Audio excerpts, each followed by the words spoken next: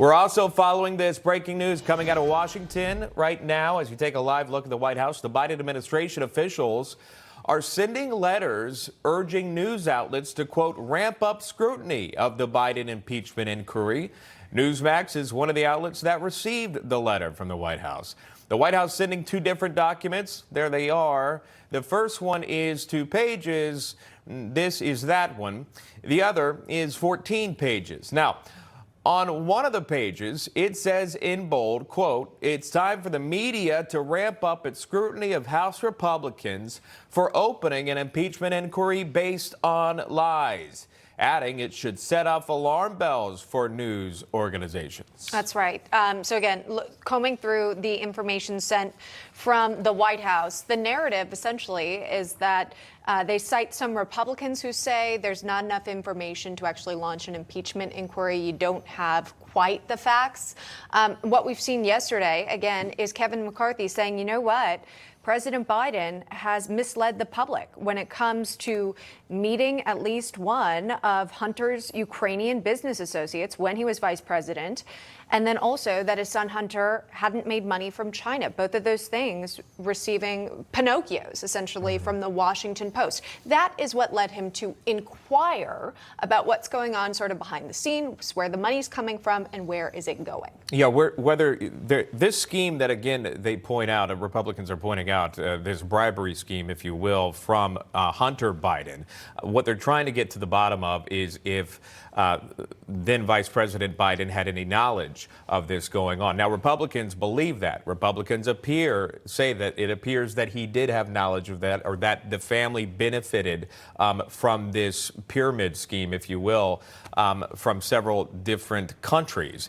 And that's what they're doing. They're launching this investigation. So you call it an impeachment inquiry, and that's fine. And the House Speaker has every right to move forward, or to choose not to, or to do so, or to not do so. But if you think back, Nancy Pelosi, when she was Speaker of the House, was able to launch a full impeachment vote just by the stroke of her own pen. And so now you have Republicans doing it, and this White House pushing back on that.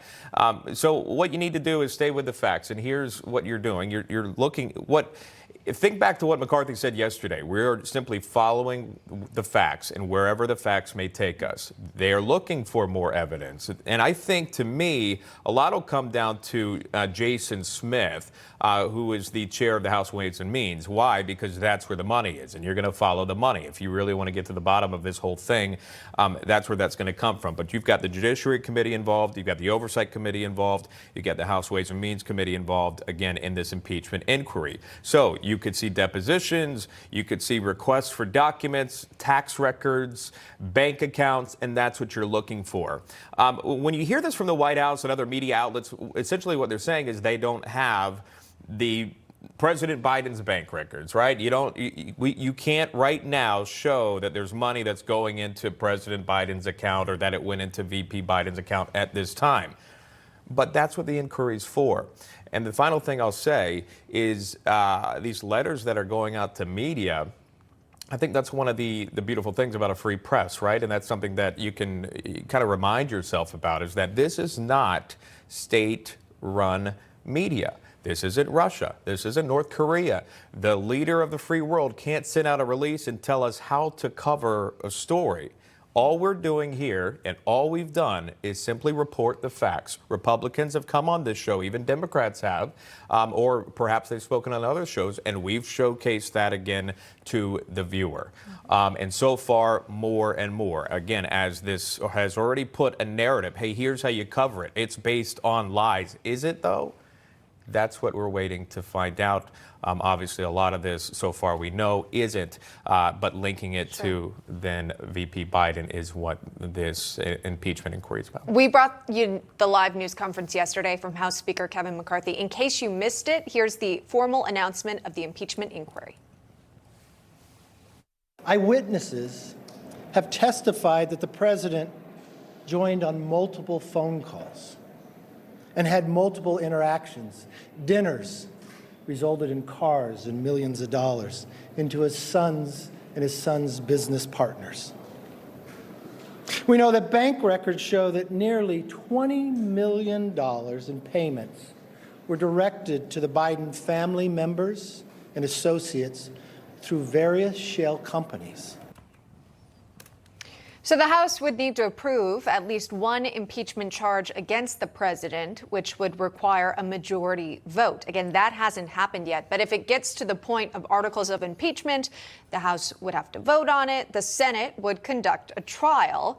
Here's how some Senate Republicans reacted to yesterday's news. I don't have any advice to give to the House. They've got a totally different set of challenges than we do. And so I think the best advice for the Senate is to do our job, and we'll see how this plays out later. I don't think Leader McCarthy, Speaker McCarthy, needs any advice from the Senate on how to run the House. For that, we'll bring in Congressman Eric Burlison. He represents Missouri. He's on the House Oversight Committee, the one investigating the Bidens. We appreciate that, one of those committees. Congressman, thanks for taking the time.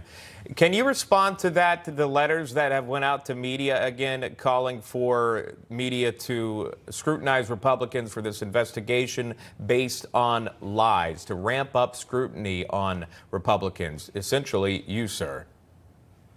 Yeah, I think that what the Democratic Party and what the Biden administration is doing is trying to activate a wing of their party, which is the mainstream media, to criticize this. But the truth, the facts do not lie, okay?